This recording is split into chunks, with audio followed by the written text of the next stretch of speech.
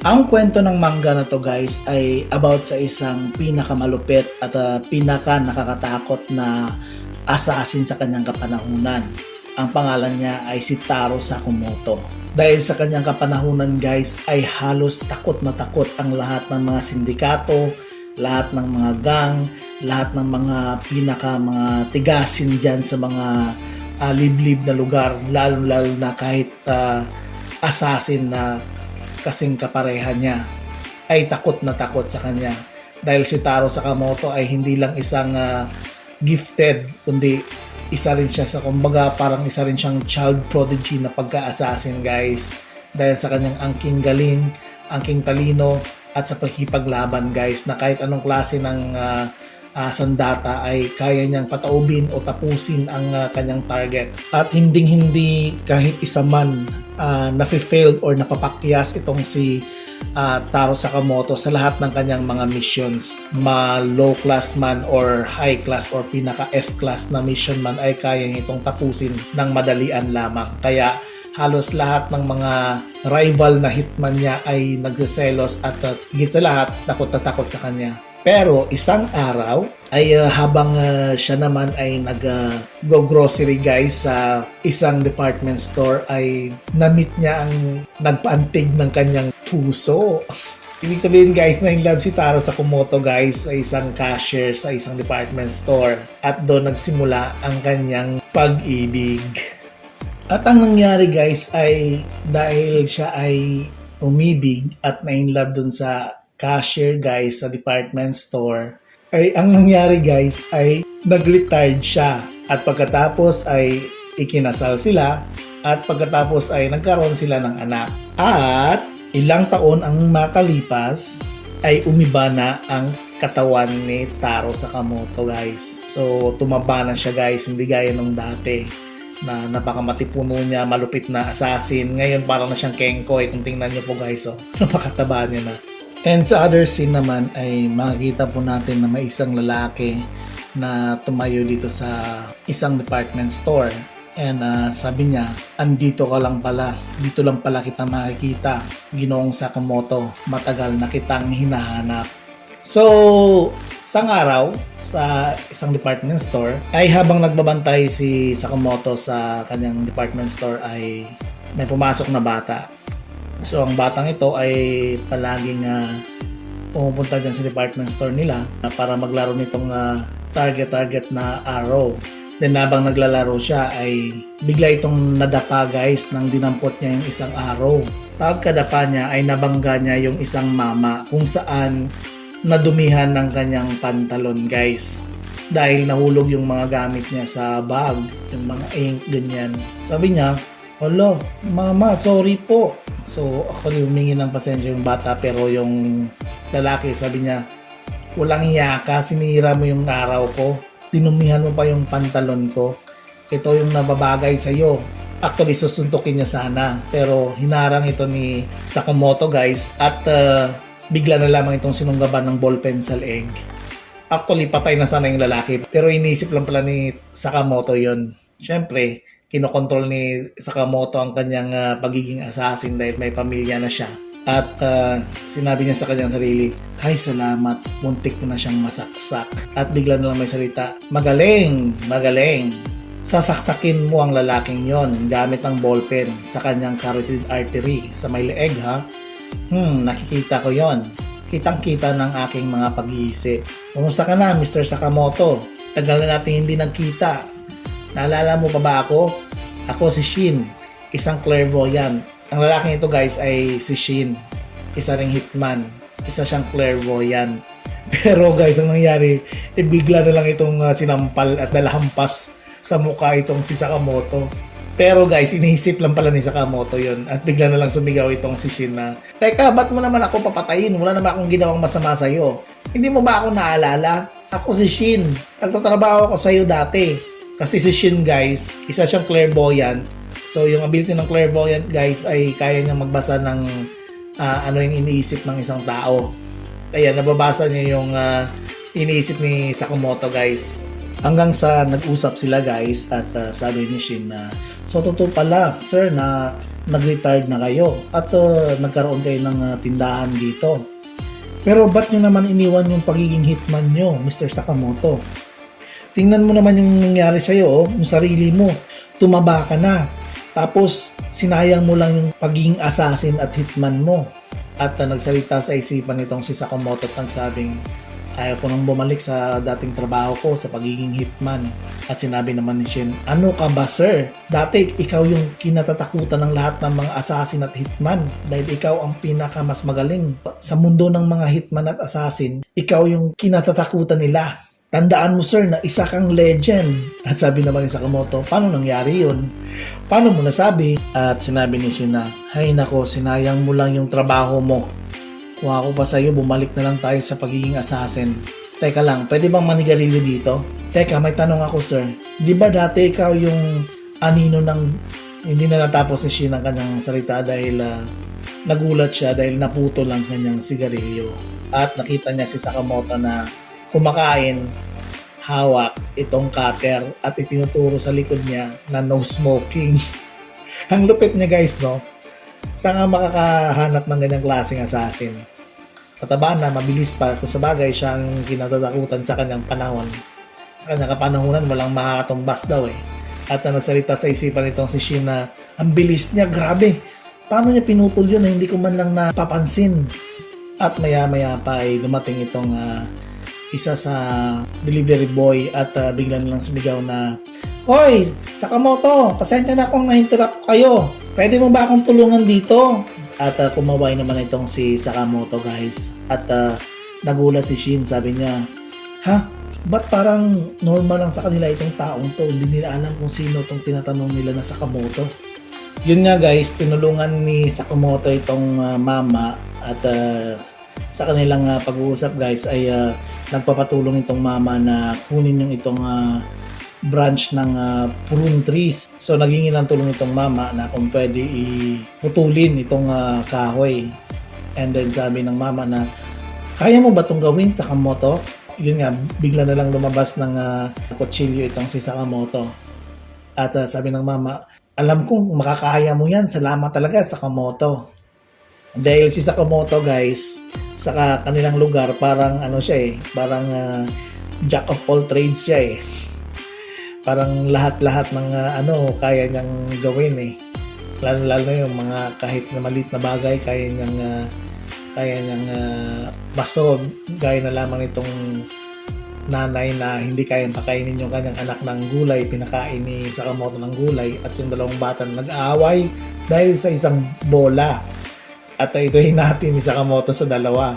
Nagulat na lamang itong si Shin guys dahil sa lahat ng mga kabutihang dinulot ni Sakamoto dito sa lugar niya. So na-analyze ni Shin guys na ginawa ito ni Sakamoto para matago yung identity niya. Siyempre, ikaw ba naman pinaka top 1 na hitman sa buong Japan? Sino ba naman ang hindi hahantingin yan? Tapos nung paalis na si Shin guys ay sinabi niya, Mr. Sakamoto, sa totoo lang, ito lang yung masasabi ko sa iyo. Ang lahat ng mga ito ay parang kahibangan lamang. Ewan ko nga ba ba't ka napunta dito sa lugar na to? Ewan ko ba ba't nagbago ka? Dahil lang sa pag-ibig? Kung tutuusin kaya mo namang magkaroon ng maraming pera. Ba't ka pa nagpapakahirap dyan sa tindahan mo? Sige, aalis muna ako. At bigla na lang itong tinira ng pana.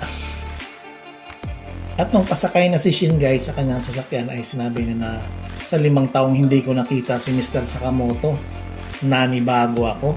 Pero kahit ganyan pa rin yung postura niya, kahit lumaki siya, kahit umiba na yung mukha niya, pero napakalupit niya pa rin. Kahit na nagkaroon na siya ng bigat sa katawan, napaka-amazing niya pa rin. Pambihira naman to si Mr. Sakamoto. Sana makatrabaho ko siya ulit. At pagkatapos ay bigla na lang nag-vibrate itong phone na may tumatawag at sinagot naman ito ni Shin at sinabing, hello boss, yes boss. At sumagot naman itong kausap niya sa phone. Anong nangyari Shin? Na-convince mo ba si Sakamoto? At sinabi naman ni Shin, hindi boss, ayaw niya talagang sumama. Ayaw niya talagang magbago. Ayaw niya nang bumalik sa dati niyang trabaho. Iniwanan niya ng pagiging hitman at assassin niya. At sinagot ito ng lalaki sa telepono. Tinumba mo ba siya? At nagulat itong si Shin guys. At sinabing, boss, teka lang. Kailangan ba natin siyang tumbahin? Kung titingnan mo parang wala na nga siyang silbi. Parang hindi naman siya threat sa atin ngayon kasi mataba na siya. At sinabi ng lalaki sa telepono, Shin, alam mo ang lahat ng mga rules natin. Pag lumabas ka sa organization, tutumbahin ka talaga. At si Sakamoto, sinira niya ang rule. So hindi pwedeng nahayaang mabuhay. Dapat tumbahin natin siya. At maliban pa dyan, marami pang taong kayang gagawa sa trabaho mo. Tandaan mo yan. Kapag hindi mo kayang tumbahin si Sakamoto, kami ang tutumba sa'yo. Tandaan mo yan. At sinabi ni Shin, tumahimik ka nga dyan. Wala akong pakialam kung ano pang sasabihin mo. At pinatay ni Shin ang phone. At sinabi niya, ay nako, wala na akong choice nito. Kailangan kong gawin ito. Yun nga guys, inutusan pala si Shin na tumbahin itong si Sakamoto pero ayaw ni Shin dahil syempre dati niyang katrabaho si Sakamoto. So lumakad na si Shin papunta doon sa department store ni Sakamoto guys at nung pumasok na siya bigla na lang binati ng asawa ni Sakamoto itong si Shin. Uy, di ba ikaw si Shin yung bisita ni Taro kahapon? At tumahimik na lang itong si Shin guys. At bigla ito nagsabi na tatapusin na kita, Mr. Sakamoto. Nung binuksan niya yung pinto ay nakita niya si Sakamoto nagbabasa ng dyaryo. At pagkatapos ay sinabi niyang, Hoy, Mr. Sakamoto, pupunta nga pala ako sa out of town ngayong araw na to. Pero dumaan muna ako dito para pagbabayaran ang respetong ginawa ko sa'yo. At dumampot ng baril itong si Shin guys. Habang si Sakamoto naman ay kumakain ng bubble gum. Pagkatapos ay dinura ito ni Sakamoto directly sa kay Shin habang itong si Shin naman ay binaril niya si Sakamoto. Ang nangyari guys ay natamaan ng bubblegum itong bala at sa sobrang bilis ng bubblegum ay nagkaroon ng reaction ang bala. Kumbaga bumanda yung bala guys. At nagulat siya guys na tinapunan siya ng ice drop at nakita niyang nawala na si Sakamoto sa cashier. So hinanap niya at nakita natin na si Sakamoto ay nagtago pala sa kabilang part ng grocery habang inassemble itong lastiko gamit ang parang bulitas. Pero guys, tingnan nyo naman guys yung reaction ng bulitas na pinitik ni Taro Sakamoto guys, parang mas daig pa sa bala. Na pag siguro ikaw matamaan ito guys, sigurado akong lasog-lasog ang katawan mo. Kaya grabe yung ilag ni Shin kasi alam ni Shin na malupit at malakas itong si Taro Sakamoto. At pinagisan ni Taro ng chichirya itong si Shin at natamaan sa mukha. At hindi napansin ni Shin guys na nasa likod niya na pala si Taro galing sa kabilang grocery at sinipa niya si Shin guys kung saan malayo ang pagkatapon nito. At fast forward tayo guys, nagising si Shin. Ibig sabihin nung sinipa siya ni Taro guys, nawala na siya ng malay. So ibig sabihin yung pagkasipa sa kanya ni Taro Sakamoto na tumilapon siya ng napakalayo ay grabe talaga yung pagkabagsak niya or pagkatapon niya dahil nawalan siya ng malay at nagising na lang siya na ginamot siya ni Mrs. Sakamoto at ng kanyang anak na tumambad sa kanya. At nagulat na lang siya, sabi niya, sana ko, ano to? Anong nangyari? So parang naano siya guys kasi syempre nawalan siya ng malay. At sabi ng asawa ni Sakamoto na ito yung second floor ng bahay namin. Mabuti na lang at magaling ka na, Shin. Tapos ay inimbitahan ni Mrs. Sakamoto itong si Shin para maghapunan. At sinabi ni Mrs. Sakamoto, bago ka man lang umuwi, Shin, kumain ka muna para may laman yung tiyan mo. So nagulat talaga si Shin guys sa mga pangyayari. Syempre hindi niya alam kung anong nangyayari dahil last na nangyari ay nakipaglaban siya kay Mr. Sakamoto. Tiningnan niya guys yung pagkain, inisip niya pa baka may lason at pagkatapos nung kinain ni Shin yung pagkain guys ay napaiyak na lamang ito dahil masarap yung luto ni Mrs. Sakamoto. At napatawa na lamang si Mr. Sakamoto at si Mrs. Sakamoto dahil sabi nga, Honey, yan yung reaction mo nung una tayong nagkita. Nung una mong natikman yung mga luto ko. Napaiyak mo lang si Shin guys at napatulala sa mga pangyayari. Nasabi ni Shin sa kanyang isipan na ito ba yung rason bakit ayaw na ni Mr. Sakamoto pumatay? Para protektahan lang ang mag-inang ito? ang kanyang minamahal sa buhay. And pagkatapos nun ay natapos na sila ng pananghalian guys, at sinabi ni Shin na maraming salamat sa pagkain Mr. Sakamoto. At pagkatapos ay sinanyasan ni Mr. Sakamoto si Shin sa kanyang likod na nakasabing please come again. At napatawa na lamang itong si Shin.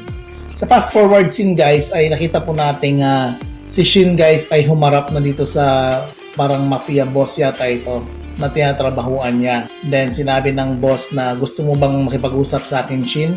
At sabi ng boss na nakakahiya ka. Hindi mo man lang tinalo, hindi mo man lang pinaslang si Sakamoto. At sabi ni Shin, boss, hayaan na lang natin si Mr. Sakamoto na mabuhay. Kasi wala naman siyang ginawang masama na. Bising-busy na siya sa kanyang trabaho. Meron na siyang sariling department store at pamilya. At tumawa na lamang itong mga alagad ng boss. At sabi ng boss, ba't parang inuutusan mo pa ako? Sino ka ba? At sabi ni Shin guys na si Mr. Sakamoto ay meron ng pamilya. At sabi ng boss, so anong pakialam ko? Basta si Mr. Sakamoto ay sinira niya ang regulation at rules dito sa Assassin Organization. Inabandonan niya tayo, ang kanyang mga responsibilidad. Dapat sa kanya ay mamatay. At sinabi ni Shin guys na, boss, ako na lang ang papalit sa kinalalagyan ni Mr. Sakamoto. Kung inuutusan niyo man lang siyang patayin siya, ako na lang ang magpapakamatay. Pero hayaan na lang natin si Mr. Sakamoto. At sabi naman ng boss, ba't mo naman gagawin yan? At sabi ni Shin, ito ang aking penitensya dahil tinutukan ko ng baril ang aking bayani. At sabi ng boss, bayani ha? Okay, sige patayin mo ang sarili mo at hayaan kong si Sakamoto ang mabuhay. At sabi naman ng kanyang boss, oo tama, sige magpakamatay ka. Napakahangal mo talaga kung maniniwala ka lang na. At bigla na lang tinutok ni Shin ang baril sa kanyang boss. At sinabing, narinig ko yan pero hindi na ako nasusurpresa. At sabi ng boss, oops, naalala ko nga pala, marunong nga pala siyang magbasa sa isipan. Patayin siya! At rumisponde ang kanyang mga tauhan. At sabi ni Shin naman, mapapasubo na ako nito. At hindi alam ni Shin guys na nakikinig pala si Mr. Sakamoto sa conversation niya sa kanyang boss. So ang ginawa ni Taro Sakamoto guys ay pumunta siya sa kanyang cashier at may pinindot siya nito. At yun pala guys ay secret code sa kanyang secret underground kung saan doon niya tinatago ang kanyang mga hidden weapon. Kita mo naman guys yung mga weapon ni Sakamoto. So ang kalaban ni Shin ngayon guys ay ang kanyang boss at ang buong tropa nito. Magaling din sa pagkipaglaban nitong si Shin. Pero kahit magaling siya sa pagkipaglaban at sa paggamit ng baril ay na-corner pa rin siya dahil yung katumbas naman niya sa pagiging hitman na hindi naman gaya ni Sakamoto. Dahil ang kanyang super ability naman is marunong lang siyang magbasa sa isipan ng tao. So na-corner siya guys. At sinabi niyang naku lagot, patay na, yari na ako nito. So syempre naisip niya na mamatay na siya. Pero hindi niya in-expect guys na tumambad sa harapan niya si Sakamoto. So ang ginawa ni Sakamoto ay kinoryente niyang lahat ng tumutok ng baril sa kanya. At napagulat na lamang itong si Shin dahil tumambad sa harapan niya si Sakamoto. At sabi naman ng boss, nandito si Sakamoto! Patayin siya! So agad rumisponde ang lahat ng mga tauhan nito. Pero guys, kahit mataba na si Sakamoto guys ay napakagaling pa rin niya sa pagipaglaban. Hand-to-hand combat, paggamit ng baril, paggamit ng mga close combat weapon. So ganun katindi si Sakamoto guys. Kahit sa pag-defense ng kanyang sarili ay magaling pa rin siya kahit wala si Shin. Grabe yung mga depensa niya sa lahat ng mga kalaban niya. At makikita po natin guys na halos durog-durog lahat ng mga tauhan ng boss. So yung kalaban niya ay gamit lang ng baril lang gamit, pero siya tingnan mo guys, kutsilyo yung gamit niya. So si Sakamoto guys ay kumbaga parang napaka-gifted kasi kumbaga lahat ng mahahawakan niya is parang weapon na sa kanya. Hanggang sa dumating siya sa boss guys at sinaksak niya ito. At sinabi ng boss, Sakamoto, isa ka talagang hangal. At napa-amaze na lang itong si Shin guys sa ability ni Sakamoto guys. Siyempre, sino ba naman ang hindi matutumba sa pinakamalupit at legendary na hitman na si Taro Sakamoto. Tapos guys, ay tinanong ni Shin itong si Sakamoto. Sabi niya, Mr. Sakamoto, ba't kayo nandito? Paano niyo nalaman nandito ako? At kinasa ni Sakamoto itong baril. At sa may baril guys ay may binigay si Mr. Sakamoto. At nagulat na lang itong si Shin dahil pagkatingin niya nito ay isa palang mic. At nasurpresa na lamang itong si Shin. Sabi niya, talagang napakalupit talaga ni Mr. Sakamoto. Talagang wala siyang tiwala sa lahat ng mga hindi pa niya nakikilala, lalo na sa akin. Pero matagal naman kaming magkakilala. Ay oo nga pala, baka siguro nung dahil sa nag-away kami sa kanyang department store. At napag-isipan agad ni Shin na, Mr. Sakamoto, nakapag-desisyon na po ako. Nasa araw na ito ay bigla na lang may tumilapo na isang apron sa kanyang harapan. At sinabi ni Mr. Sakamoto, 800 yen bawat oras or 850 yen bawat oras without or with extra overtime. At sabi ni Shin, ano? Ibig sabihin guys, pina-apply ni Taro itong si Shin sa kanyang department store. At yun, kasama na ni Sakamoto itong si Shin sa kanyang department store. Makikita po natin na parang gamit na gamit din si Shin sa kanyang ability dahil halos lahat ng mga tao na pumapasok sa department store ay mababasa niya yung mga isipan nito. Gaya na lamang ng matandang ito na naghahanap ng detergent bar at tinulungan naman ni Shin na ibigay ang detergent bar.